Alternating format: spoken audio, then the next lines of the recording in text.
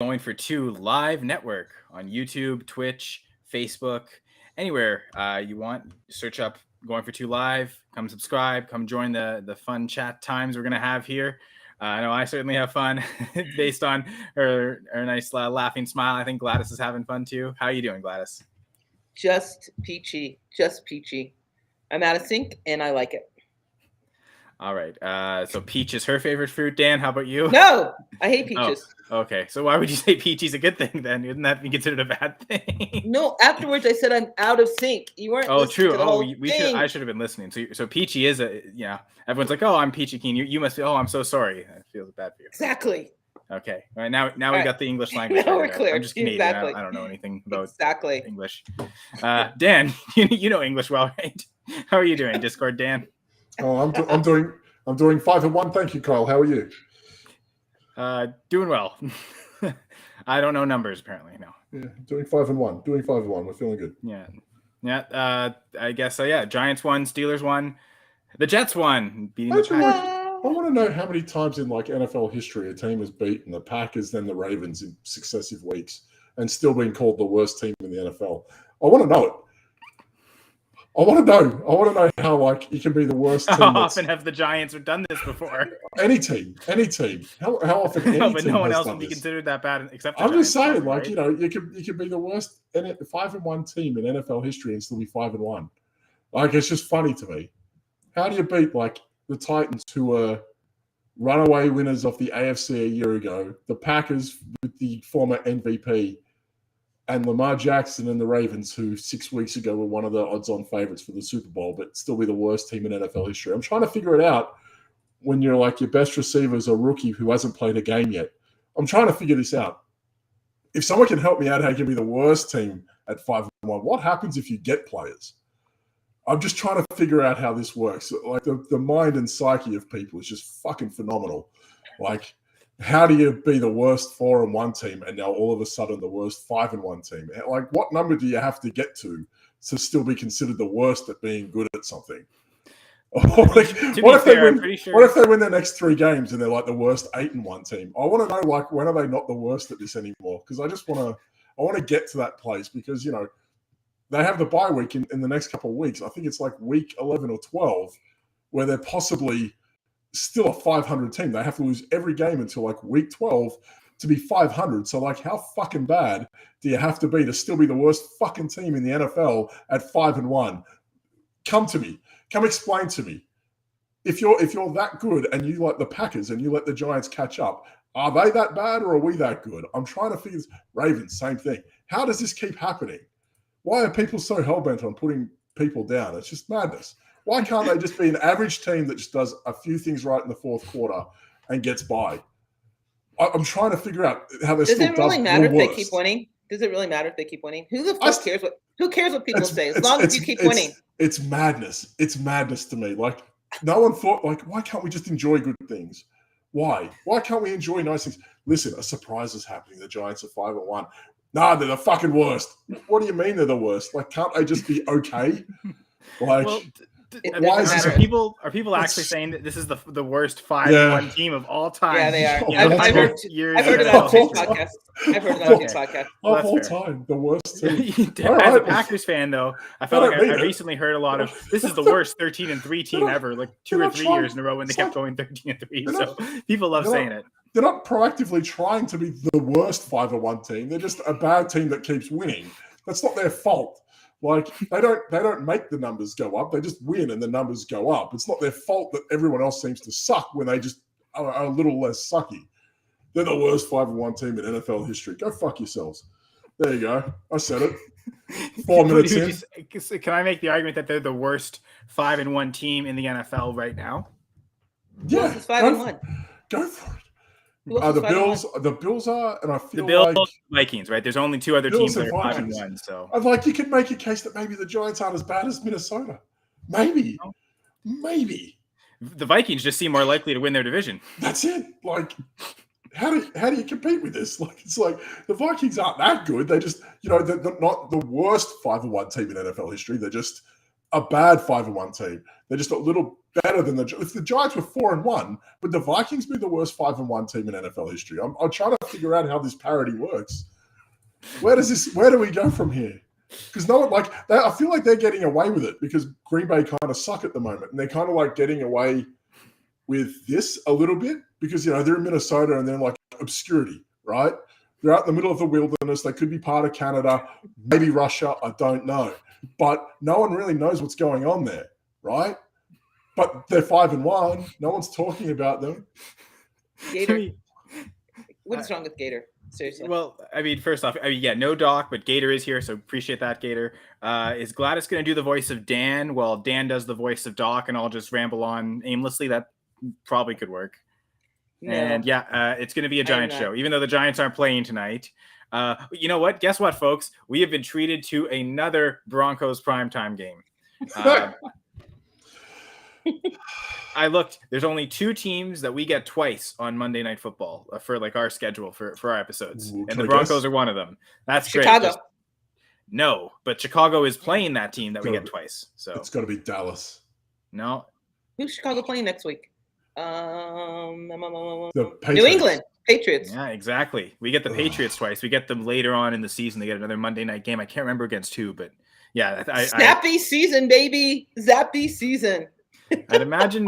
Well, yeah, we'll probably get Zap next week. It's funny. We just want to go past this week because we don't want to talk about the Broncos. But you know what? No. Watching the game might be painful, but you can still bet and place bets like from our sponsor, right, Dan? Our sponsor, the sponsor that sponsors us on this sponsored show. Which sponsor? Well, they're not homeless. But it is No House Advantage. And if you use the code GF2 going for 2, that promo code, you get 100% deposit match, and hopefully you don't lose so much that you do what Gladys just did. So join a No House Advantage now. It's a pick'em style contest, play against other humans, and a chance to move up the leaderboard. And I believe like if you get all your picks right in a week, up to 5 picks correct, you can win like $150 in a go in a sitting. So, join No House Advantage now. And we're going to get to the Monday night game. We won't skip it. We will talk about it, but we'll no Doc. Normally we talk a bunch about injuries, but we could still kind of do that and looking forward, specifically tonight's players. So to start off, we've got Russell Wilson and his shoulder injury. I think he practiced, fully through the week, even if it's just a limited capacity. It didn't look like he even took a day off practice, so he's going to play it. But he's also verified that he had a shoulder injury, or is that he got the injection? Is that just whatever? Is that just an excuse because he's playing like piss poor? Yes, that is my question. He also got the injection. I believe it was a day or two after whatever. It was the day after he flew out to get California to get the injection. So they won't again. That can't. Yeah, that can't be good, can it? If it's a day after a game, he's like, I've got to have a reason for this. Yeah, exactly. I have a reason for my piss poor play. You know what? We're gonna sweep this one under the rug and call it a shoulder injury. Thank you. Right into the joint. That's where I'm at right now. So whether you believe the injury or not, he hasn't played well, so it's tough to trust him. Honestly, and I probably will regret this, but I benched him for Jacoby Brissett in the league this week. That wasn't good, so I probably should have just played Wilson there. But that's how bad it's been, to where I felt like doing that, and I was like, I feel good about playing Jacoby Brissett, playing the Patriots, which I guess maybe that was the mistake there. But that was probably a mistake on my part. But yeah, Russell Wilson for Jimmy G. Yeah, and I don't care. I feel good about it. Well, yeah, and I think Jimmy G actually did well, so that probably was a good decision. The Brissett thing turned out awful. He turned the ball over a bunch. They didn't really score that well, so that was bad. But that's the feeling we have of Wilson, though, right? That speaks volumes to how we feel about him. I played PJ Walker instead of picking up Russell Wilson, and still I feel good about it, even though he had a negative average distance of passes traveled. Yeah, I still feel good about it. I don't care, Russell Wilson. You're slime to me right now. I benched Bailey Zapp for Andy Dalton, and I missed the Hunter Henry breakout week. I'm feeling so mad for a day.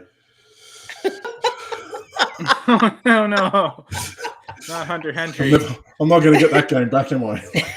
No, probably not. You're probably not doing it again. Dan's favorite new job is giving people nicknames. The Cleveland connoisseur is finally here as Jamie joins us, and he says he's going to need to start over. I would say, Jamie, if you want to catch Dan's first rant, because I doubt it'll be the only rant he does today, but if you want to catch his first rant, just have to rewatch. Go on to the YouTube channel after the fact, the Going for Two live YouTube channel, and make sure to thumbs up, like the video, subscribe, and if you're watching after the fact, comment under the video. It does help us out. We appreciate that. I wasn't a rant. I was just being transparent with my feelings. That's all. There's a distinct difference on Dan. I don't think there's a distinct difference in you, dear. I think it's pretty much all the same. When the vein in the top of my head is still sitting inside my skull, it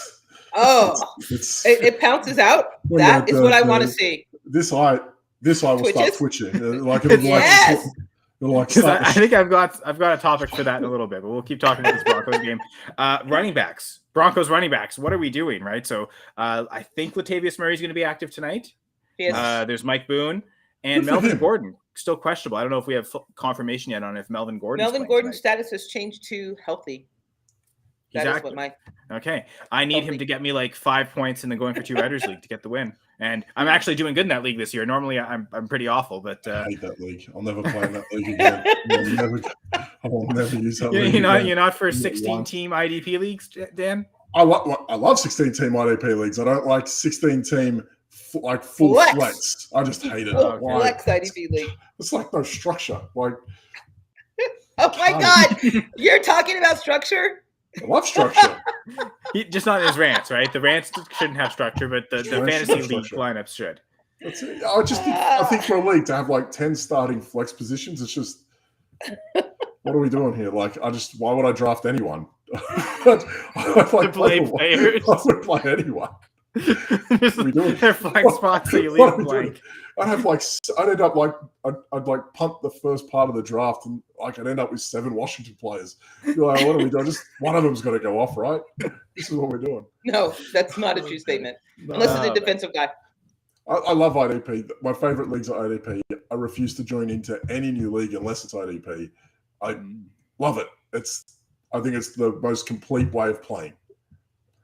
It has to be, because everything means something. Every pass requires a QB hit. For every catch requires a tackle or an intercept. There's no other way to play, I think. I don't believe it. I'm in an all-22 league, which is very hard because there's no app.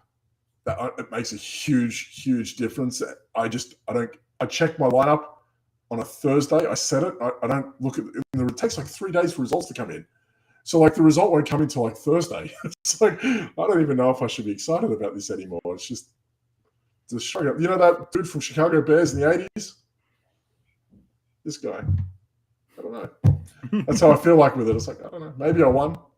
Maybe I didn't. It is what it is. So all 22 weeks, you're guessing. Is that what the league stands for? That's it. The rant / feelings were about are the Giants the worst 5-1 team in NFL history? Yes or no? Thanks, Gator, for filling in. Brad Bolt says, "What up, Dan?" Hey, what's up, Dan? It's my favorite Carolina Panther, my all 22 league mate, Brad Bolt. As we're talking about all 22, I was going to say Brad's killing it. Listen, I'm in the Scott Fish Bowl with Brad and an all 22 league, and I draft behind him, and he's the worst. This guy only drafts good players and players he likes, and that doesn't do good for me, right? I really wish that he didn't draft good players or anyone that I liked, but he does the opposite of that, and as a result, it hurts. He's the worst person to draft with. Piss off, Brad. I'm kidding. Brad's awesome. I like Brad. Good podcast. I was gonna say, you'd love the contract dynasty fantasy football leagues I'm in, run by James Vecchio, because those are IDP and the team defense. I don't know if you've ever done that, where you have the IDP but also the team defense in as well. Yeah, sure. I just something different, but gotta try these things. But I will give Brad a shout out, because he's another one. No one, you guys wouldn't know this sort of stuff, but like Aussie podcaster, Aussie content creators for NFL. Like, I know Kyle could probably understand this being in Canada and all that sort of stuff, but the game's starting to get exposure, and guys like Brad are the reason why it's starting to get more and more. So the more people that watch his stuff, NFL Lab Network, guys like that, Laurie Horsch, all those sorts of people, we need more of them. Like, the more exposure they get back home, the bigger the game grows for us, and that makes a big difference. And yes, Gator, there are kickers in that league as well. So you've got the IDP players and kickers and defense and special teams, Can't as well as imagine a league- offensive players too, because that's Can't imagine a league without kickers. Points have consequences, right? Well, we're going for 2. I don't think we like kickers here, but yeah, apparently all 22 is working on fixing that, says Cleveland connoisseur Jamie. I know the guy that helps run it and complain to him all the time. Perfect. Got an in. So Dan, you know who to complain to because we know how much you love doing that. I don't like complaining. Oh, okay. Not to right, people, no, anyway. because if you're complaining, it's obviously something's wrong, right? You prefer if there was nothing to complain about ever. I don't want things to be fixed, Kyle. Okay, that's fair. Yeah, listen to the. We'll plug the Friday show already. Yeah, Dan B League Pick'em show on Friday. That's always a fun adventure to listen to. There you go. But yeah, so these running backs tonight, I'd imagine if you're going to start any of the 3 for Denver, it's Melvin Gordon, right? Nope, I'm starting Mike Boone. Ah, okay. And reason behind that is the health of Gordon, or Excuse me, sorry. It's Okay. because, yeah, A, the health of Gordon, or B, Gordon is a tend to fumble. When he fumbles, take him out of the game. Even though he had a fumble this game last week, I don't think that's a consistent thing for him. And C, I actually started with Davis Murray in the league too. And C, I know, right? I love it. I know. Big- Thank you. Big Laddie Murray fan over here. Big Laddie Murray fan. And C, I just think that Boone is going to be more relevant in the passing game in these short dump offs that I don't know, Russell Wilson and his sore shoulder are going to be doing all night long. Whatever. fair enough. And it seemed like very clearly that was the one role Javonte Williams had, was the pass catcher. So that's kind of up in the air. I mean, to your logic, Gladys, Gordon's got 2 reasons to get benched, whether it's the injury, if he's not as healthy, they could feel like they can take him out, not aggravate something, or if he aggravates something, gets worse. But then also if he fumbles, Yep. ride the pine. Gators starting both, apparently. Like I said, I'm starting Gordon just in the going for 2 writers league. I guess I could pull him out for Donald Parham at the last minute if I wanted to. And Gator J is asking about Brad's podcast, which is NFL the Lab Network. NFL Lab. There we go. NFL Lab. You can listen to him talk about the Carolina NFL? Panthers carousel. Carolina Panthers quarterback carousel. We were talking about a little bit earlier today. I wonder if Nathan Rourke's going there. But Dan doesn't complain, apparently, Brad says, unless you're in a league with him in front of him in the draft or draft players he likes, and then you never hear the end of it. Because, well, yeah, it's true, because he was just talking about it before you came on, Brad. Maybe while you were on. Because, yeah, so case in point, right, Dan? Brad's good. I like that. He's good people. He's good people. Oh, not just one good person. He's 2 good people. That's a huge compliment. So Keenan Allen's out as well. And Yep. no Jalen Guyton. So I guess the question Dan's asking, who's the smarter buy? Mike Williams, Gerald Everett, or Josh Palmer? And it is interesting because you're probably paying different prices for all 3 depending on the league. If there's tight end premium involved, Everett's probably more expensive than Palmer. In conventional PPR leagues, it's probably Palmer that's more expensive, or at least comparable price. So yeah, it is Are a we good talking question. just tonight or just for the rest of the year? Well, I was interpreting that as for the rest of the year, but Yeah, sure. we can talk about tonight too. Well, I would say not Mike Williams because Keenan Allen's out and Patrick Surtain is a beast and he is going to be shadowing Mike Williams. He has not allowed a touchdown in 5 games. So Mike Williams, not tonight. I don't think it's going to be his night. But do you know they called up Greg Dulcich too? He's off IR and he is listed as The healthy. Broncos, yeah. Yeah. So Hey, listen, if Salbert and Aquabunum can't get it done, Dolchich might, right? Like, yeah, all that hair. Are you kidding me? hey, you don't have to talk Like- to me about hair. Just let it flow. Exactly. I know. Who was the character that lost his power when he lost his hair? Samson. Right? Samson. Samson, thank you. Samson. Biblical reference. I'm not really good with those. Yeah, that's Dulcich, man. All that hair flowing. I bet he plays tonight. Wasn't Herbert like that? Like when he cut his hair at that one point, then he started playing not so good last year. So Exactly. Samson Herbert, Getting Justin all the moves. Samson. I don't know. You got to look at all angles, Dan. All angles. So for tonight, who do you think will have the better game, Gerald Everett or Josh Palmer? Is the opposite corner a good matchup for like Palmer to line up with, or is it just we'd actually just prefer the tight ends against Denver in general? I like the idea of Gerald Everett this week, and that could be, I do like Gerald you Everett. know, yeah, I do like Gerald Everett. He's that Yeah. guy that tends to pop up when you kind of need someone to make a big play. I know that sounds like more of a Mike Williams thing, but we've seen him be more consistently worked into whatever they do. So it seems like those random kind of Gerald Everett plays mean more, and I think that could be a big deal for them with Keenan Allen missing again. over Gerald the Everett. middle, like a slot receiver like Allen is going to occupy the same areas as a tight end as opposed to the perimeter receivers. Bingo. Peter, we So, already said that. Dulcich active, and Alberto Quabonom is out as Yeah. a result of. So apparently they just love having Eric Sobert and Andrew Beck in there instead, and Quabonom not. Dolch, I'm telling you, Nathaniel Hackett, when he drafted him, all during preseason was like getting strong love for Dolch. He loved him. Yeah, I think Dulcich is. Yeah, I think Dynasty the only tight end you want there. Even in redraft, might be the only tight end you want there. I'm just not sure if you want him in redraft. Just I think, I mean, he's probably going to be readily available in a lot of redraft leagues. I think you could probably, even if he doesn't have a good game. If he doesn't have a good game, he's probably not going to be like that highly sought after. So it could probably be easily attained. But yes, only two teams have conceded. Sorry, Denver have conceded the least amount of yards to wide receivers this year. Take a guess at the next two teams above them. Obviously, Denver's played one less game. Has done what? What's the question? Who has conceded the least amount of yards other than Denver, the next two teams? To wide receivers? Yeah. Seattle? They're down there, but no. I'm going to go the Giants because why else would you say it? Giants is one of them. That's no, great. But the other one is a shot. Well, the Giants' third down conversion is off the charts. They're right. ridiculous. But the other one was a bit of a shock. The Jets? No, the Colts. Oh, they've been dealt in a few games, but Stephon Gilmore, baby. Stephon Gilmore. Yeah, that's true. Yeah. No joke. And if you notice the Thursday night game, who did Russell Wilson kept trying to test? Gilmore. Okay, I'm gonna have to get off this Russell Wilson hate train because no. Once again, this is the last time we have him all year, so this is the perfect episode to get it all out because we don't have to deal with Russell Wilson on Monday night anymore the rest of this year. Oh, handle this. Yeah, I can't say the same for Sunday night and Thursday night, but that's not our problem.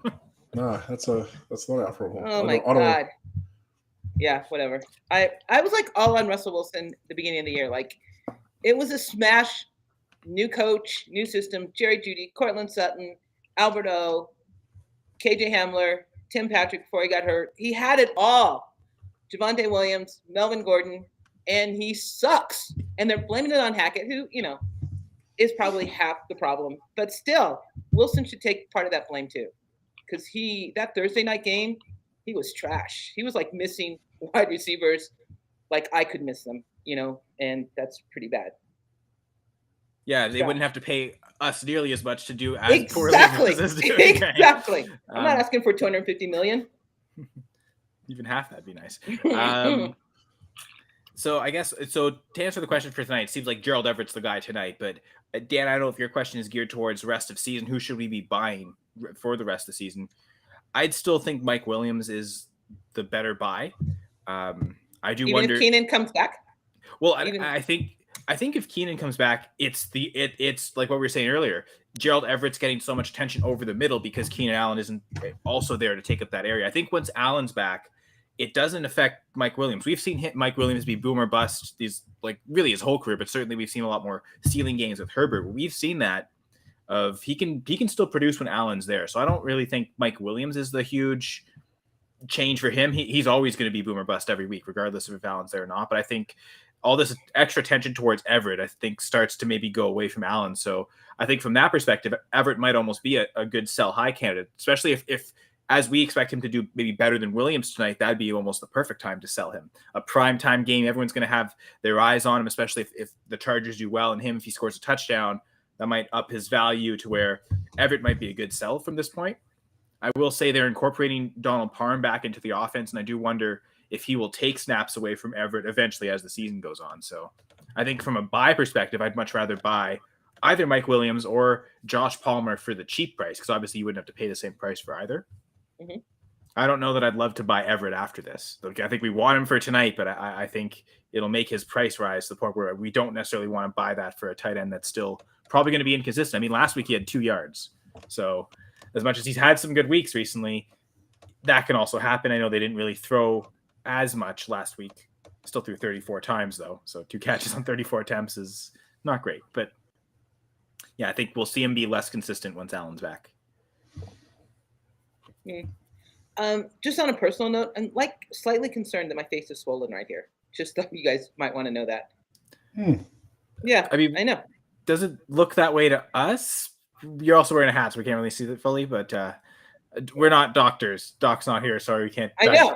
But one time I need him. Well, he'd only tell you the same thing.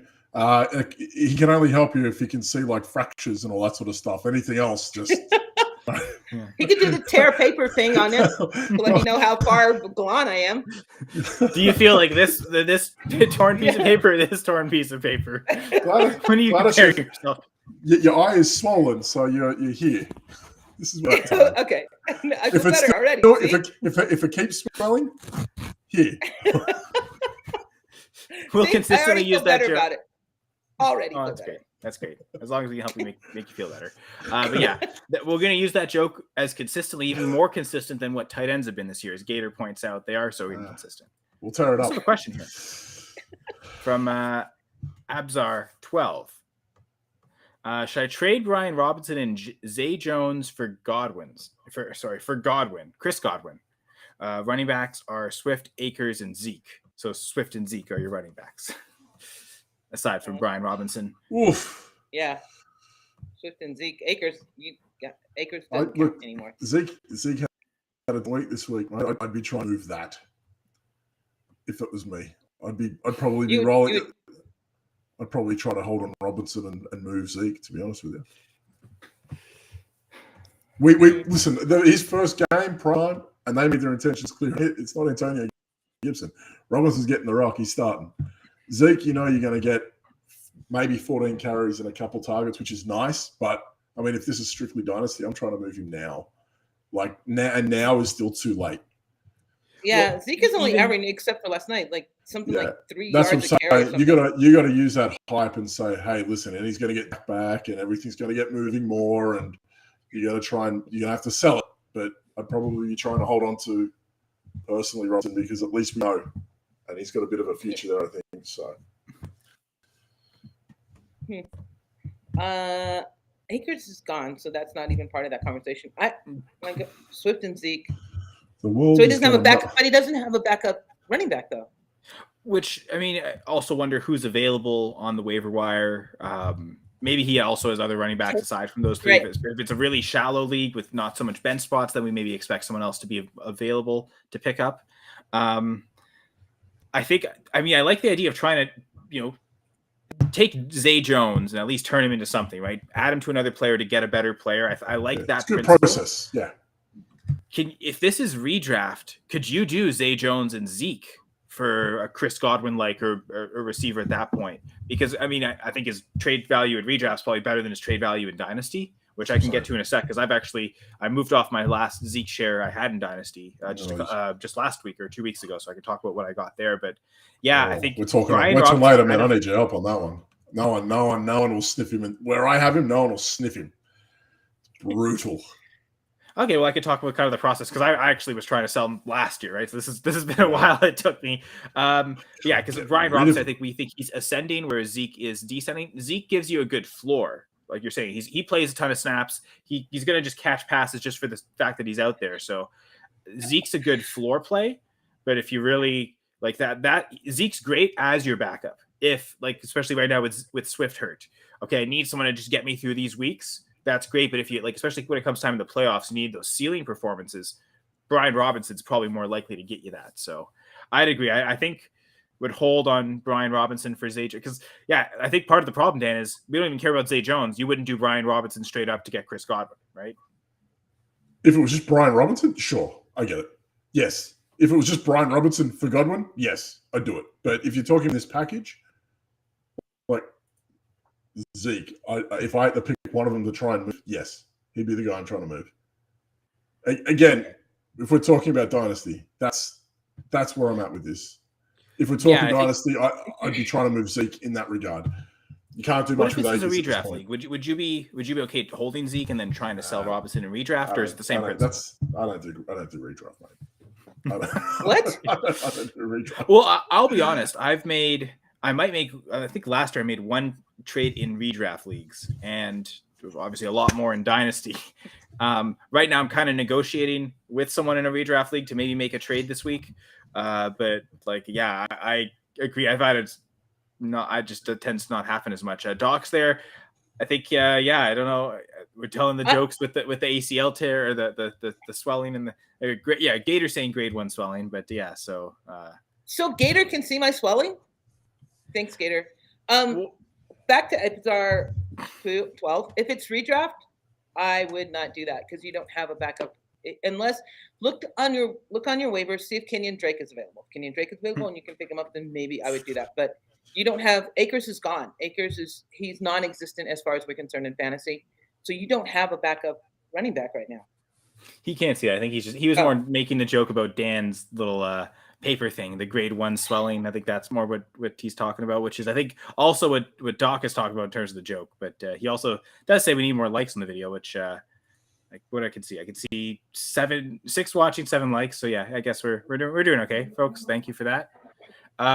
So more context here.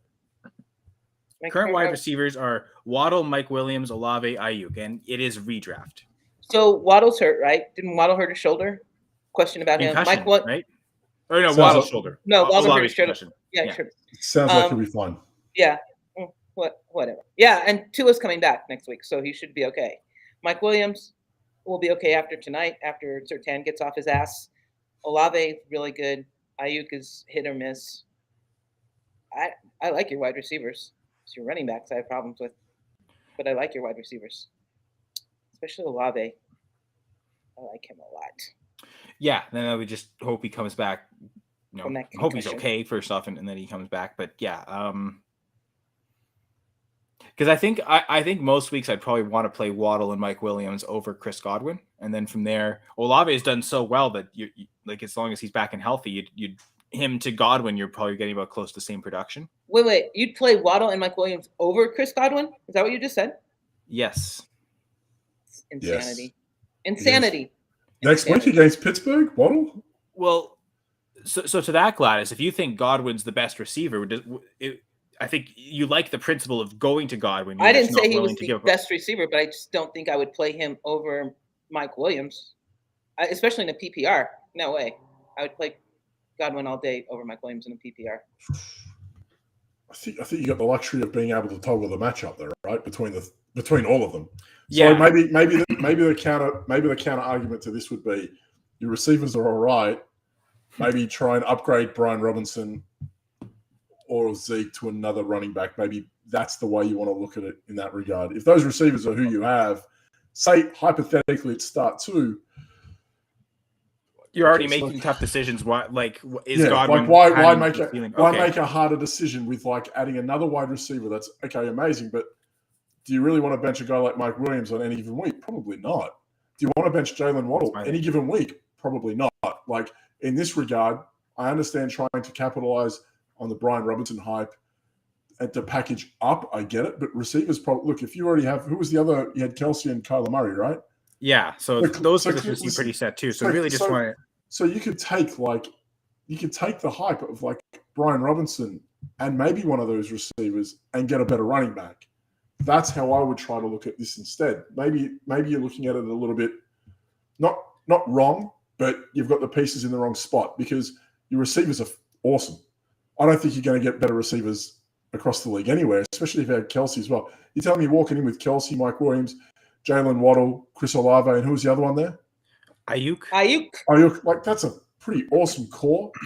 Godwin's not going to move the needle that much per week, right? So for me, the upgrade you're trying to do is that running back there. That for me, it's not wide receiver. And running backs are hard to trade for. People are very tight on what they do, but maybe one of those wide receivers is the way through to get one. So that's the thing. This type of deal, Robinson and Zay Jones, or maybe Robinson and I, capitalize on the 2-touchdown Ayuk game. Go try and find a manager who's really suffering at wide receiver, who sees Ayuk as someone that they're going to need in their lineup most weeks, and that they can get one of their starting running backs. There's going to be someone in your league that has Antonio Gibson that hates life right now, right?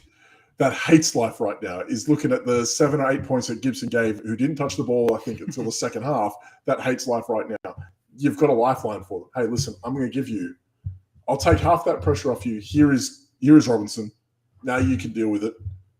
I'll throw in Ayuk. Let's see what other running backs we can get on top now. And that might be a way forward. Listen, a nice buy low while he's still coming back from injury might be like an Elijah Mitchell. That's a way forward, right? That you might be able to upgrade at a position. You might move Ayuk, but you're still getting a piece of that San Fran run game as well. Like that'd be a way to get through. It's a way to actually to clearly upgrade your team in that regard, I think. And then Brad kind of chiming in about preferring dynasty in all 22 as opposed to redraft, but that does bring up the idea of trading dynasty. Yeah. So trying to trade Zeke in dynasty, that seems like that's been one of the most difficult things to do the last couple seasons. And I know I was in a league where I was trying to do it last year, couldn't get anything done. Finally, went through, took about 4 or 5 different managers, me sending out offers for. To be honest, the deal I got done was it's actually a 2 QB, 2 tight end league. I think we start 13 overall, PPR with a Devy component and rookie Devy combined draft. And all I got was a second and Chris Evans back for Ezekiel Elliott. I think it's also a good time of the year to try and move a guy like Zeke as well, because you're looking at a need or a reason. We're talking about bye weeks, injuries, and a trade deadline in your league if you have them, right? So you actually have – it would have been harder to trade in the first 4 weeks because you're looking at him in a clear time split with Tony Pollard, and now you're sitting there going, well, this guy's got 3 players on a bye this week. He's lost 3 running backs. I have an outlet for that person. Let's see how I can make that move. Trade deadline's coming up. Hey, this guy just lost the running back. Playoffs are coming. He's on the cusp. I can maybe plug a hole for that guy and get something back in that return. So you might have to time your run trying to move him on, and that's fine. That's what urgency is all around us, right? But at the same time, there's a way to get it done and a time to get it done, and you've got a little window here where like bye weeks are coming. There's going to be like 6 teams on a bye, a lot of running backs there. Throwing injuries on top, that's a lot of running backs there. We're talking about take the Cardinals. We're going to talk about them shortly. Benjamin got banged up. James Conner's still hurt. Someone's got those 2 running backs. Someone's going to need one, and now you've got a need for the product you're trying to sell. So it's a timing-based thing, I think, with Zeke. You got to be savvy, but there's a way to do it. There's going to be a time for it, and you'll know. It'll be there. The coaches are here. Fantasy coaches. Just because Gabe does that intro just like he does for Jeff. Because they have intro music. Dan wants to – I don't know if you want to complain about intro music, but – Why would I complain about intro music? It's not my show. You don't have anything. There's nothing to complain about, right? I'll complain about my lack of intro music on my show, not on someone else's.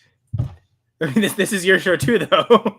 No, I'm not running the show. I'm just sitting here. Okay, fair enough. But yeah, so anyways, that's what I was able to get for Zeke, and that took a while, but that was sort of the best offer I was able to get. I got an offer back. Someone was willing to, I think, countered back with just a second. But I kind of, again, knowing it's a league with start 13, any trade I make, I want to get the 2 for 1. Knowing it's always such a deeper league.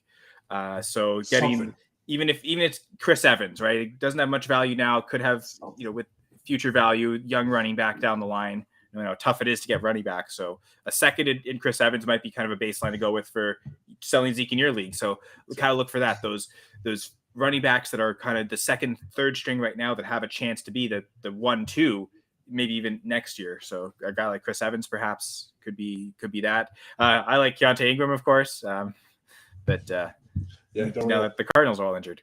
But yeah, so that's selling Zeke. And I think selling those types of players, older players, productive players that people are going to put in their lineups for a second, I kind of think is sort of fair price. I'm in a league with both my co-hosts here. And I actually did this trade with both of you. Dan, before the season, I sold you Brandon Ayuk for a second. Love Ayuk. No? I love Ayuk, yeah. Oh, you love Ayuk, yeah. Yeah, so you thought that was no-brainer. I wanted to liquefy, get more picks, and I'll get to a second here what I did with those picks. But Gladys, just a couple weeks ago, I made the same trade with you. I offered you Tyler Lockett for a second. I don't know what I'm supposed to say here. I hate Dynasty. That's all I have. Well, that's fair. I'm more just Dan's talking about he did it because he loves Ayuk. Like maybe motivation of why you wanted Tyler Lockett, why you accepted the trade. Oh, because I love Tyler Lockett. Okay, so there you go. Same reason. Right? I've been trying to get as much Ayuk this offseason as possible, and that was something that I was trying to do. I'm a fan of his game. I feel like the back end of last year was incredible. He had those spike games with both Garoppolo and Lance. So for me, when I saw like he had that 1 week with Lance that he played, okay, great, he looked good. He's had a few big weeks down the stretch with Garoppolo. Okay, great. So the quarterback carousel for him, I felt, wasn't that big of an ordeal. You got to ride the wave with both quarterbacks because at times, look, Lance, I don't think we can really make a judgment on, but Garoppolo, you saw yesterday, he's so up and down. But that up and down was up for Ayuk. Like, those games are going to happen for him. So I'm okay with going out and getting a guy and overpaying. I gave 2 seconds, I gave 2 seconds for Ayuk. Was it 2 seconds? It was okay, 2 maybe seconds. It was that, and I was fine with it because I was like, well, yeah, because we did the Carson Wentz thing a week or two later. But where I gave you back 2 seconds. yeah. But we split the seconds over different years. But it was just one of those things where I thought, well, I feel like Ayuk, no matter what, a second for, I'm looking at the receivers I can take in these rookie drafts. Second round picks a gamble. If I'm going to throw out 2 seconds and I get a guy in San Fran that could go 100 targets, no dramas. I can deal with that. That makes sense for me. It's fine. Like I don't mind. And if it's a guy that I'm targeting, even better. You got to just weigh that up.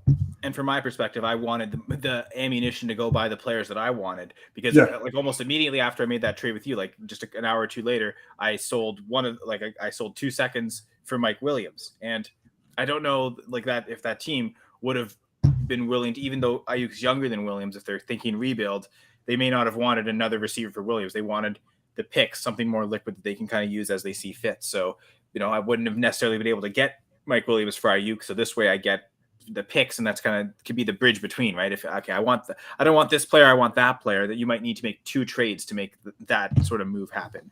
But speaking of moves, let's go back. Okay, how about this trade? Instead of Brian Robinson and it was Brian Robinson and Zay Jones for Chris Godwin. How's this one? Brian Robinson and Chris Olave for Kamara.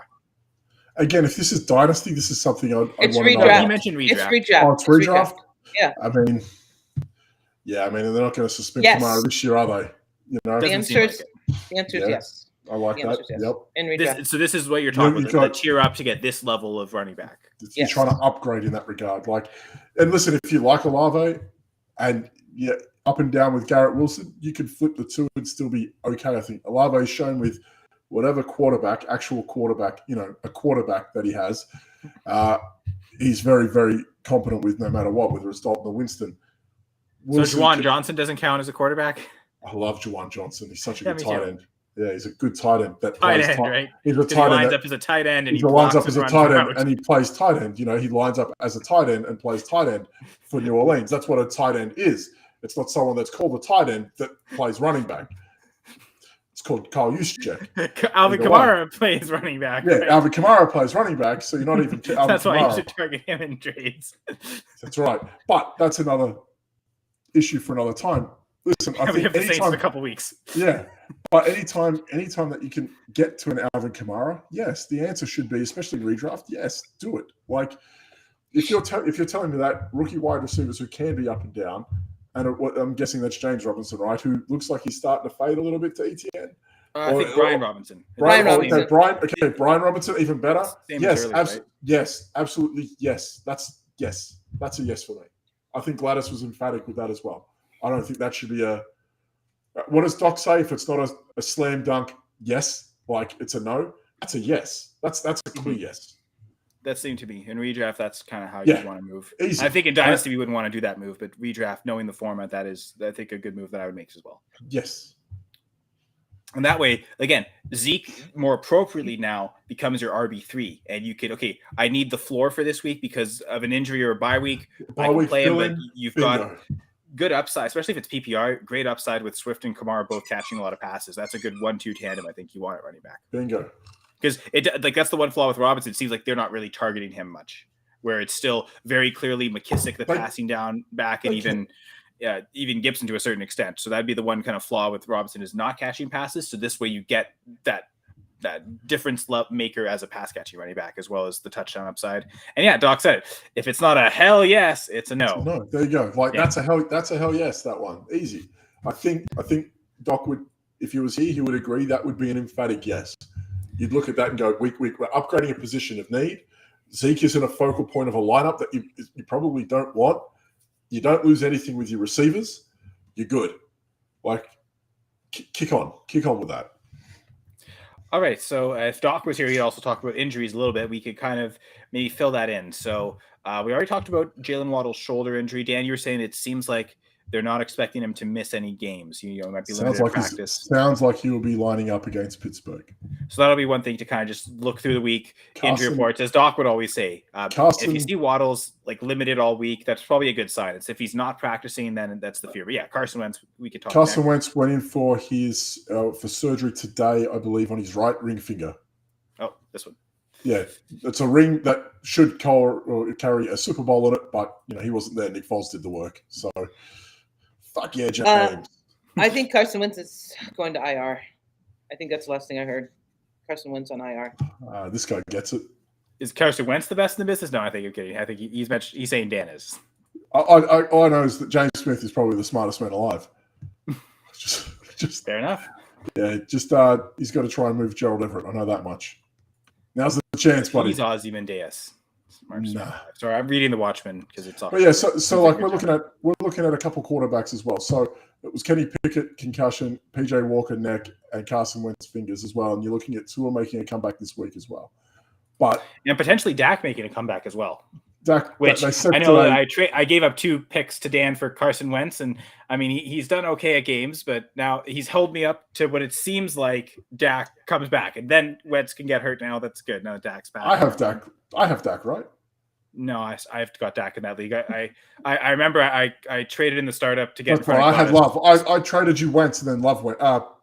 You got Lance. Lance went down after. You have the Mahomes Lance stack, yeah. And you're still going 1 QB. And I don't care. I'm going to do it. I don't care. No fear. 1 QB. You don't need to. It's overrated. Well, that's the thing. You could do like me and try and trade for a bunch. And I think I had Skylar Thompson on the bench this week. I think I got Bailey Zapp in that league.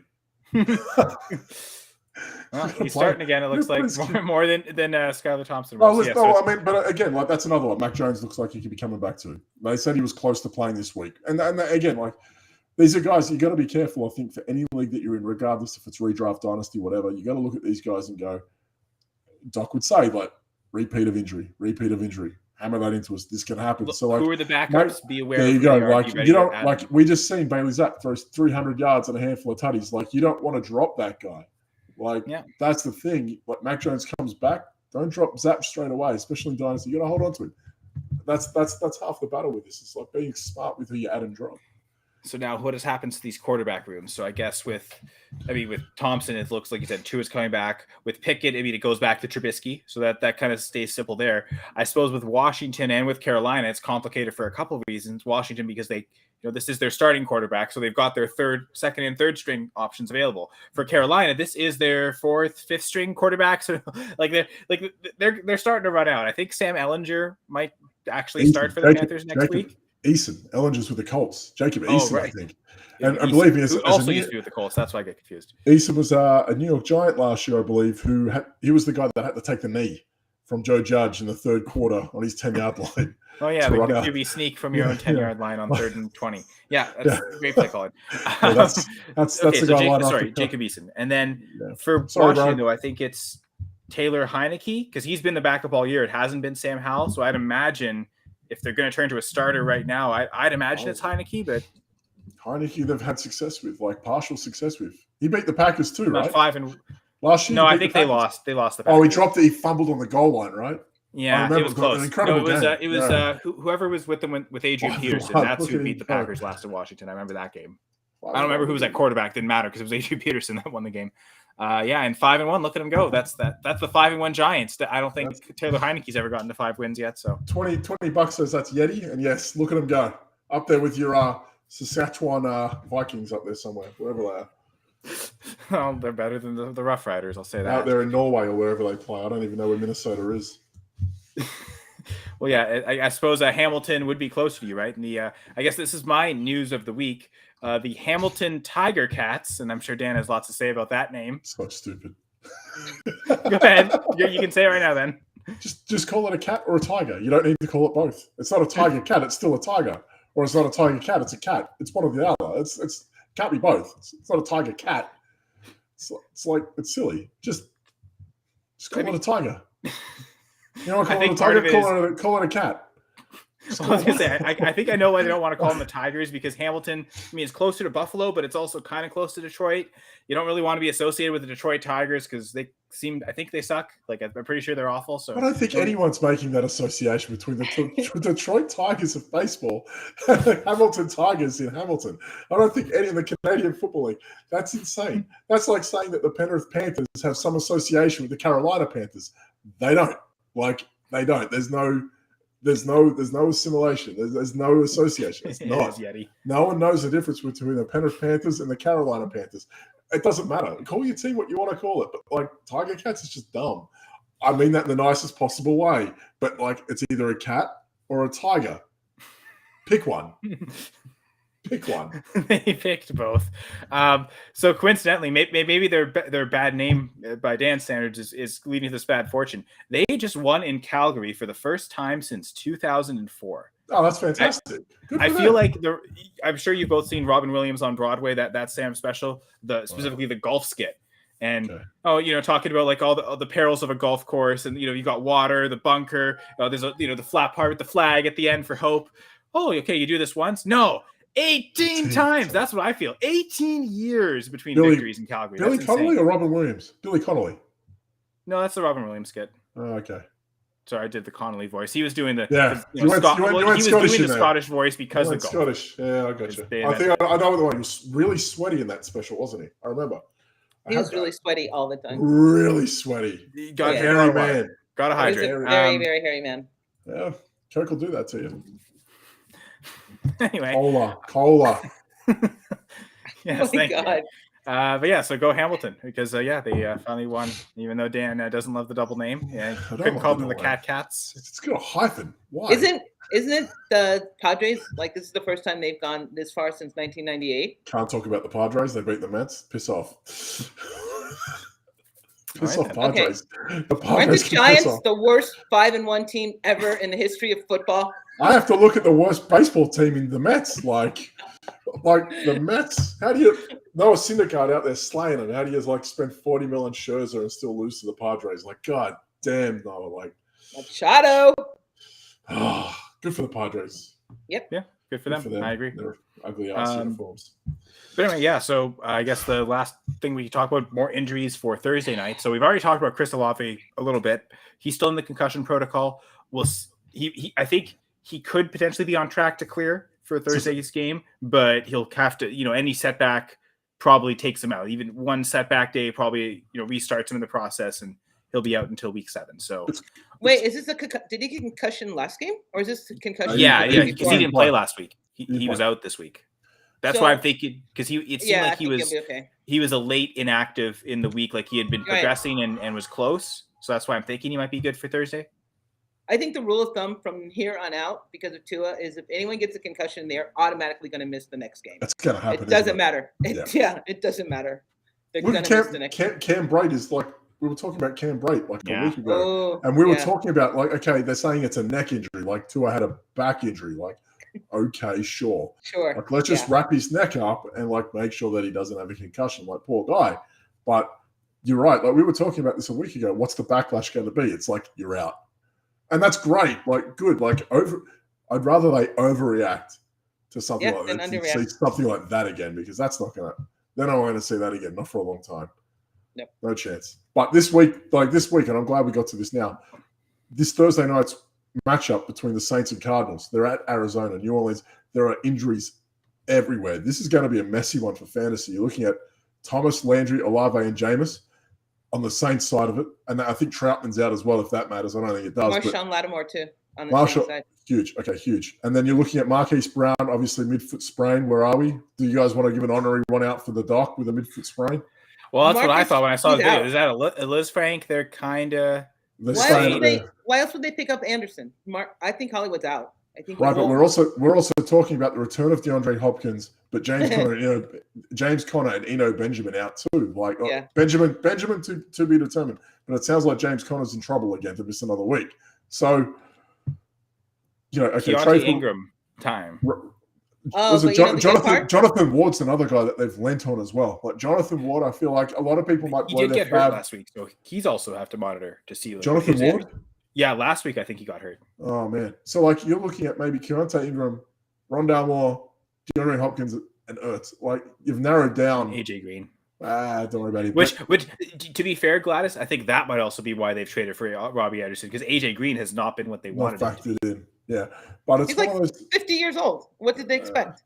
Well, I mean, he's all right. a receiver capable, and he wasn't that great his last year in Cincinnati. So he was okay last year. I think he's regressed on what he was doing last year, right? Like even on last year's standard, he's diminished. So they thought they were at least going to get what they had in him last year. I don't think he's even lived up to that. So I think that might be why. And that's factored in, I think, too, for trading for Anderson. The Cardinals have given Cliff Kingsbury, their GM, and their quarterback extensions. I have no confidence in them picking up anyone that's going to help them. None. Oh yeah, the GM should never have even been able to draft Murray. He should have been fired before Murray even got there. But yet they're no. Oh, but the good thing about that game is here's my rant. But my rant is you hire Steve Wilks, you draft Josh Rosen 10th overall. Give it to us. Get it out of your system, Carl. And then what happens the next year? You literally draft another quarterback and trade away Rosen for scraps and fire Steve Wilks. The person who made both of those decisions, get out of your system, hiring Steve Wilks and Josh Rosen, which apparently were both mistakes, then paid David Johnson. That keeps his job and gets to make, I would say, another mistake in hiring Cliff Kingsbury because they paid David Johnson. They paid David Johnson too. Get that in there. Well, yeah, but they're not the only team to pay running backs, to be fair. But yeah, paying running backs never a good idea. And then suddenly, he's a pretty bad GM. But then all it took was having one phone conversation with the worst GM in NFL history, trading for DeAndre Hopkins. So that saved his job. He's going to be there for the next 10 years. It's going to be misery completely for the Cardinals. So sorry about that, Arizona Cardinals fans. Don't worry. It's good. You're getting better. Taylor Swift is going to play at that game, so it's not a complete loss. That's a win. She's awesome. She's great. Yeah, it's a win. Probably the best, the most talented person there. And I don't think it's any of the healthy players playing. Both sides. Yeah. To be fair, JJ Watt played 2 days after getting like a cardiac arrhythmic shot. I guess he okay. So she's the second most talented person. Let's give him a little bit of respect. Cameron Jordan's pretty good too. Your heart's nearly out of rhythm. You're probably going to die if you like raise your heart. But okay, just give me the shock and I'll go. Oh my God, that's stupid. His wife should bitch slapped him when he did it. And then so I think that covers everything for Thursday. Again, it's going to be a lot to monitor. And now we're going to get to the Monday night game and starting off with Jair's. I don't know if it's Jair Alexander, but I think you're awesome. Great cornerback if you are, but doubt it is. But parlay is Eckler, 1 TD, Mike Williams, and Sutton, each 40 yards. I mean, he couldn't stop Jerry Slayton, though, could he? No one can stop Darius Slayton. I know the Packers couldn't. All right, my parlay is Eckler, 1 touchdown, Mike Williams, and Sutton, each 40 yards. What do you think? Oof. I'm really worried about Mike Williams. I'm not kidding. I'm seriously worried about Mike Williams. Yes. I said that the whole time. No one listens. Surtain is so good that he could benefit from 40 yards. No, but for 40 yards, you're that worried for 40 yards from him. He's good for 2 for 12. I understand as well. Williams does that, right? He gets those 24 yards. He doesn't need Surtain to do that. No, he's good for 2 for 12 days. I understand. I get it. So Gladys is just kind of banking on this will be that type of day where he gets and that's struggles to even get 20 yards. Completely understandable. I'm very sketchy when I bet on guys with touchdowns. That was the one I was scared of too. I'm okay with I agree completely with Gladys on this, but Williams can also have 1 reception for 41. And that's the only other side of the argument that I'd make to that. He's good enough to have that one play. He's going to get 10 targets. He might pop one of them for 41. It might go for 7 as well. So you have to play that game with Mike Williams with a tough matchup against a team that he knows very, very well. I'd be worried about Eckler with 1 touchdown because we know when they get to that goal line, they try to run him. It could be the Josh Kelly show. So you got to hope that Eckler can get maybe 20 out. He's got some space to work in behind. Yeah. That would be my only concern. I've seen that all too well with Eckler when they get close. Last week was it Kelly had a nice day, right? A nice touchdown day, and it is what it is. But I think none of us are worried about Sutton getting 40 yards, though, right? Which is funny because if we go back to week 1, I guess it was yards. I went higher on Sutton, 4.5 receptions, and he only caught 4, so I missed that one. All right. So only once has Williams. Last week that Eckler does had bring 2 us- touchdowns. One was rushing, one was passing. I'm not Only worried about once- Eckler because I think he can get a passing touchdown. I don't know. Only once has Michael Williams gone under 40 yards. It's Denver. He's gone 63, 54, 99, 117, 74, 65, 56. Right, but And I who are think the teams? sorry. I mean, Denver's pass defense has always been pretty good, though, right? Like we can Yeah. and look. Sorry, we're No, going it's backwards. Cleveland and Houston and No. Jacksonville. Sorry, no. This is against Denver. This is his career history against Denver. So since his rookie year, where he went 2 for nothing, he's only had one game under 40 yards. So he's had 63, 54, 99, 117, 74, 65, and 56. And Keenan Allen playing all those games, so he wasn't the number 1 receiver. So do the targets go down? Does that No, make but sense? the coverage goes up. No, I understand. But good again. He's only had that one rough game. I mean, to I get your what you're point, saying. Gladys, Surtain wasn't there for yeah. all those years in Denver, but then you look back, they had other Yeah. guys like Ward and Talib, and so like you can kind of maybe say comparable cornerback play throughout all those years. Listen, But this further it's a good cements parlay. the point. Yeah, I think it's a good this further cements what I don't disagree with Gladys in this regard, because look, this is what we were talking about before. He's had a 54-yard game against Denver. He also had 10 targets for 4 receptions. Like 4 for 54 off 10 it's not great. Like we're talking box score checking right now, so that might have been like 1 50-yard play and a couple for nothing. Like he's good for it. I'd be hyper concerned with that too. But in terms of the box score, it's only happened once since his rookie year, so she's Gladys bang on right to be concerned about that one. I don't disagree. For me, betting on touchdowns, it's What tough. are the odds on that parlay? That's what I want to know. Jerez, what are your odds on that parlay? Yeah, if you can give us some, If you can tell me 'cause, specifics. I mean, I think it's a good parlay. I think you can. It's not win some bad, serious yeah. money on that. Yeah. Anyway, so but and of course, if you want to win money, I thought this was a good place to do the ad. You can go to Underdog and if you do sign up on Underdog, use the promo code GF2. Going for 2. Again, same promo code as it was for No House Advantage. All caps on those 2 letters. And you can get 100. If you use that code, you get 100% deposit match up to $100 on Underdog. So if you put in $100 using that code, you'll get a free $100 added to your account, and you'll have $200 to play with. Maybe making bets on tonight's game, for instance. We've got the Chargers. We've got the Broncos, and it's a 45.5 prediction on Underdog right now with the Chargers as 4-point favorites. Down to 3. Oh, it's down to 3 now. Yeah. Okay. Highlighted it's not the same. Highlighted on the show sheet. Not the same. Highlighted on the show sheet. He did, and I couldn't even find the show sheet, and I knew that. Yeah. I knew it. Gladys knows. You're welcome. What are you doing, Kyle? You may be steering the ship. Come on, Kyle. Fuck, man. I'm as bad as the Packers, apparently. Okay, so Doc is writing in Dan's voice. That's awesome. It's still awesome, Doc. I still take it. Why? And Izzy saying take the under. Yeah. Hi, Izzy. What's up? I've missed course. you. Sosa props. Sosa Farms. Get around him. Get on the Sosa Farms. Okay, Doc's good 3 for you. bets in Dan Discord voice. Yeah, so we can start with Doc here. Yeah, because he's not here. All right, so do I have to do an impression of Doc, do an impression Yes. of Dan? Exactly. Is No. what you have to do. You don't. So I'm going with Denver. Listen, Yeah. wait, before you keep going, we know we have an international audience watching. Be careful who you insult. How do I we was know we trying have- to insult Doc, to be honest, and do a really bad Brad, impersonation. Brad, listen, all those impersonating Aussie boys might be watching. You don't know. Oh my God. Okay. Anyway. Take the Go on. Jets. He's saying apparently he doesn't want the Chargers or Broncos, and he wants the Jets. They're better than either team. Anyway, so he's saying Denver with the points as again 4 or 3-point favorites. I'm not sure what we're going with anymore. +3, okay. And he's going under.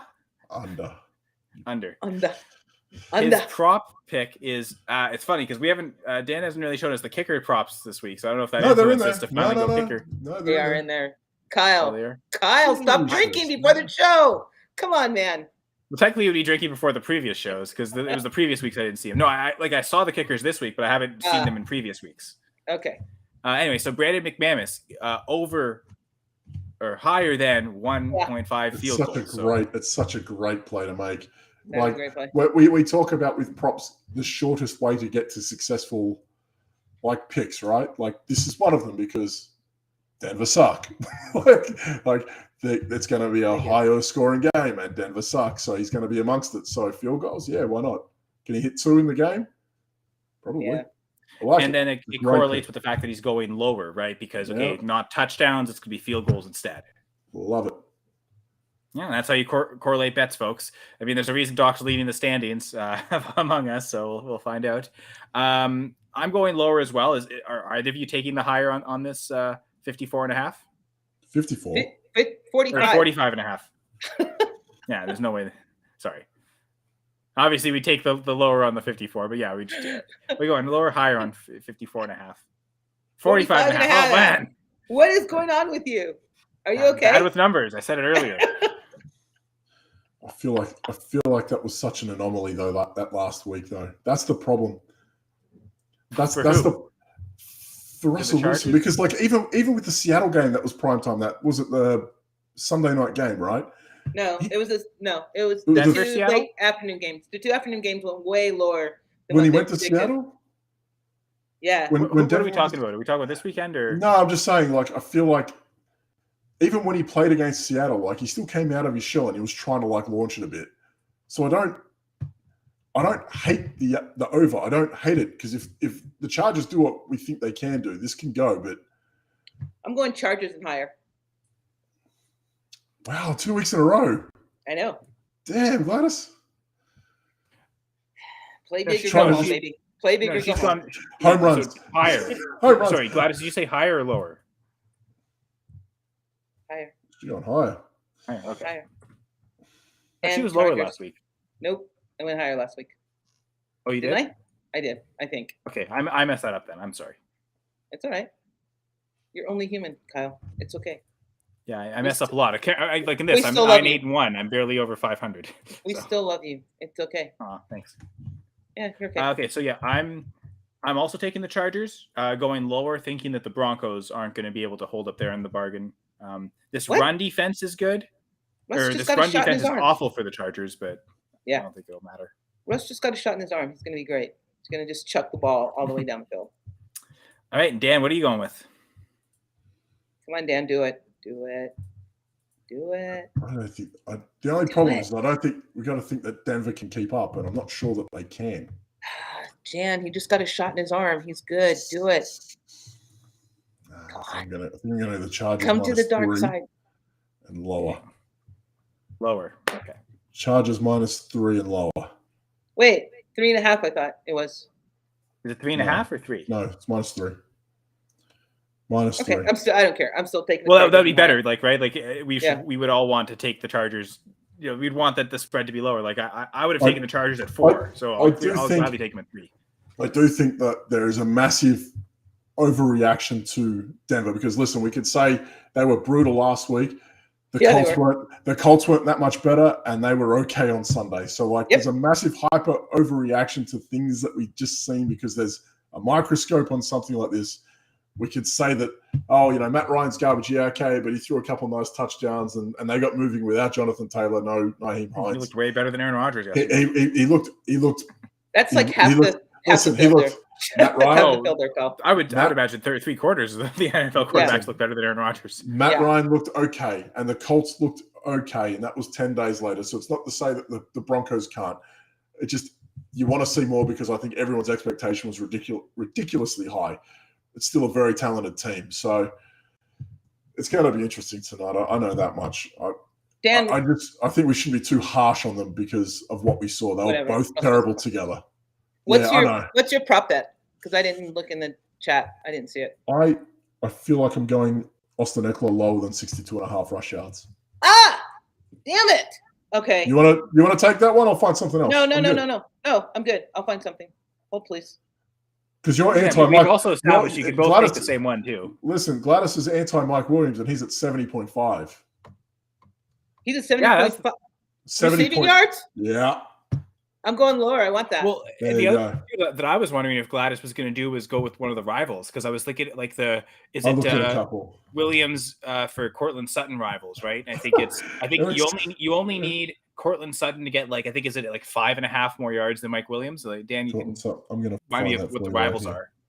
But I I'm don't know going if to you find it. consider something like that. Sutton's plus 3.5 over Mike Williams.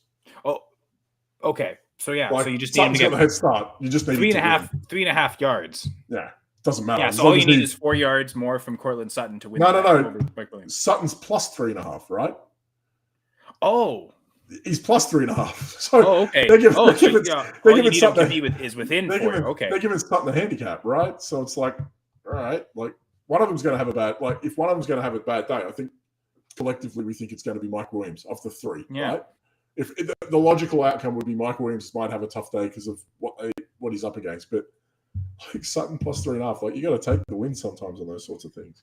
So if on the first play of the game Herbert throws a long pass to Williams for a touchdown, I want you guys to know that I will not see you next week. You're gonna have that. You're gonna have that Will Dixie moment. Yeah, exactly. I will be tilting all week. So what? Okay, so what are you going to go with then? Do you want to? I'm going with Mike Williams lower. No, just Mike Williams straight lower. Okay. Yeah. But that's also nice because that kind of goes in line with where we're going with this, right? We're saying lower, right? Like this game's going to go lower, and if it goes higher, you really think Mike Williams might be the guy that helps elevate to get over that. Austin Eckler. Receiving, yeah, I don't see it on the ground. I think he might be in a bit of trouble. Yeah, I agree. I think it's going to be all receiving yards. Him and Gerald Everett.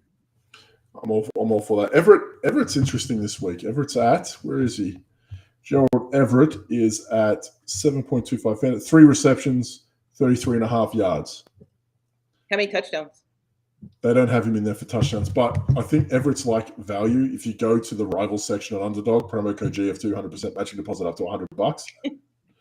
Like you look at like his options. So he's got plus 18.5 on Jerry Jeudy, plus 33.5 on Cortland Sutton. And more receiving yards. KJ Hamler's been given 8.5 head start over Everett, so they don't think much of Hamler in this regard. But then you've got like receiving yards. They've given Salbert 21.5 versus Eckler, right? No, versus Everett. Okay, I think it's the same thing I think it's the same one for Eckler as well. Receiving yards. Eckler versus Everett is 4.5 to Everett. No, I meant Eckler versus Salbert. Yeah, that's a wild one, right? I know, right? I was looking at those like all 3 of the Eckler rivals. 21.5 to Salbert in receiving yards, which I think. And then it's something like 14.5 to KJ Hamler as well. Eckler has 14.5 to Jeudy. Oh, that's what it was. It was Jeudy. Yeah. Okay. Yeah. And he's the favorite one there. Yeah. So I was kind of looking at both of those as interesting because I think I was looking at Eckler and the one number that stood out to me was the catches, 4.5 receptions. Yeah. And especially with no Keenan Allen, and I do buy into what you're saying, Gladys, of this is a tough secondary. This is a tough like quarterback matchup with Surtain. So maybe that means more dump offs to Eckler. And he's twice failed to hit 4 catches or 4.5, but both times he had exactly 4. Like he was missing by just 1. So the times he hasn't hit the over on 4.5 catches, it's been really close. So that made me want to lean there. The other one I was really looking at was actually Herbert pass attempts, not knowing how efficient he'll be, but even in games where he's not efficient, he'll still sling it. And it was 35.5 attempts higher was what I was considering because something like that, again, he's failed to hit it this year, but it was 34 both times. Like he's just missing that number. So I thought both of those lines were kind of set at a spot where they'll either hit it and smash or they'll probably come really close. It's one that kind of will always have a chance. Maybe just to counter Dan, I also want to take Eckler and go with the 4.5 receptions. That was kind of what the instinct was leading me towards, but the Herbert pass attempts was kind of a nice one as well. Yeah. So it's funny. Eckler had 4 receptions. He had 8 targets, right? How many targets did he have? He was targeted 8 times. So, I mean, your odds are good that he's not going to. Yeah, 50% completion doesn't seem. Yeah. I like it. And one of those games where he got only 4 catches was week 1 with Keenan Allen there as well. So it's funny how this is full circle because the week we had Denver, I went 4.5 receptions higher for Sutton. Now I'm going to do it with Eckler. So we'll see. Did we get anything from? Did the doc give us any of his? Yeah, it's Brandon McManus. McManus. that's right. He's taking Denver. Yeah. He's the only one who's taking Denver, and I think did he say? I With thought he the said points. lower. He said lower. Yeah, under. Yeah, so he's going. Yeah, so Doc's the only one who took Denver. The rest of us all took the Chargers. Gladys is the only one who went higher. The rest of us went lower on the over/under. And then again, our prop lines are sorry. So me and you went the same then. We both went Chargers. Yeah, and under. both went Chargers. Both went lower, and both went Austin Eckler. But I went 4.5 receptions higher. You went 62.5 rushing yards lower, which I guess both of those could correlate and still happen. Yeah. Gladys went Mike Williams 70.5 receiving yards lower, and then Doc finished out. Kicked our way out of here with Brandon McManus 1.5 field goals higher. BetMGM has Austin Eckler at 60.5. And this I say this every Friday night at 8:30.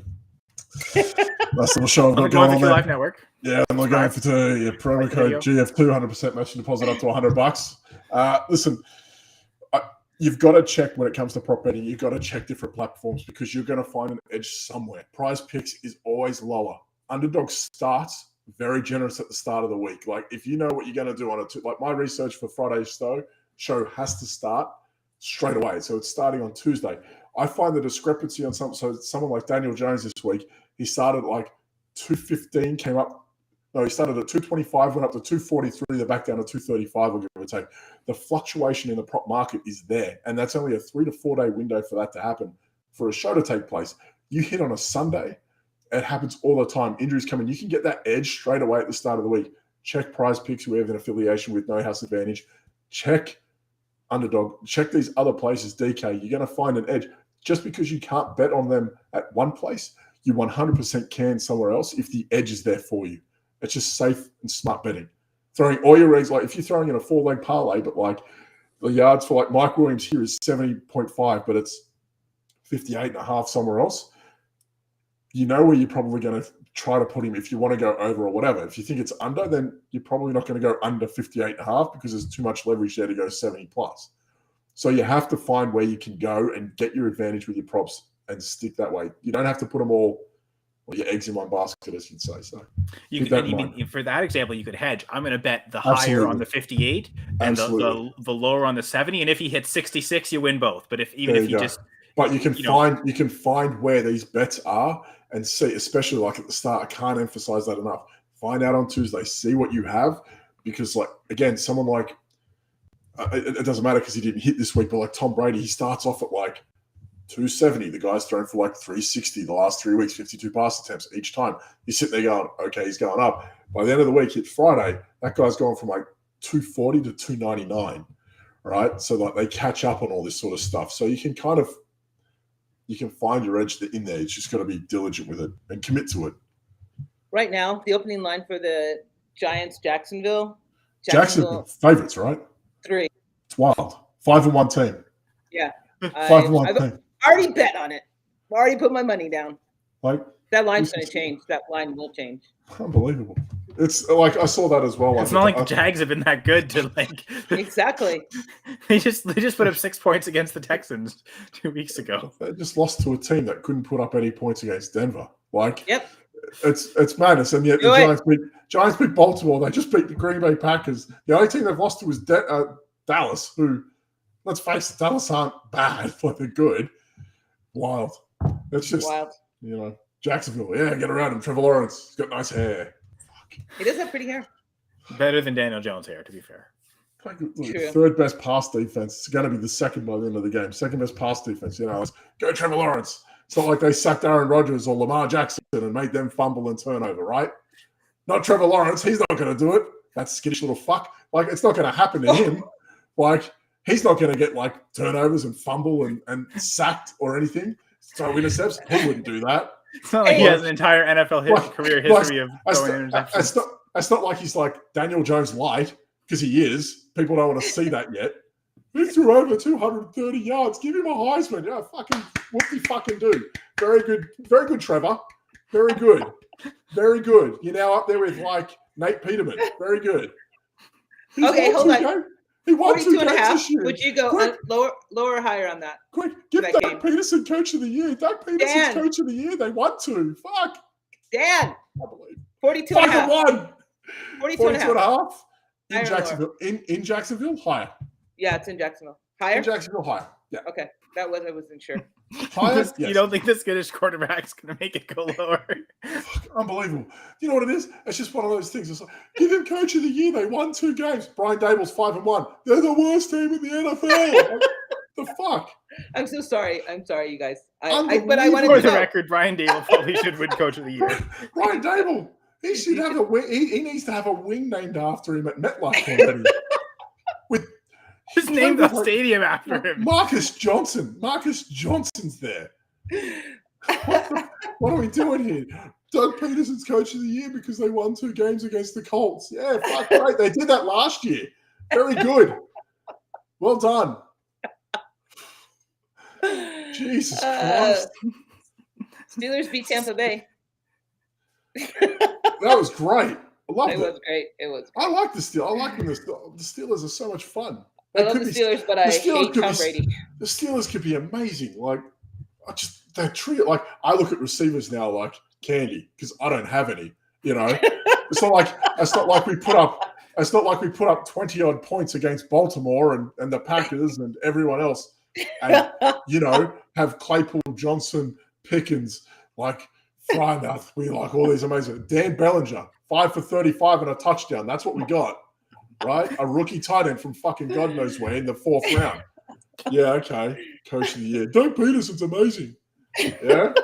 Him and Nate Sudfeld. Fucking awesome. Right. Oh my God. Okay. So the game started. Hi. Hello. That is how you read.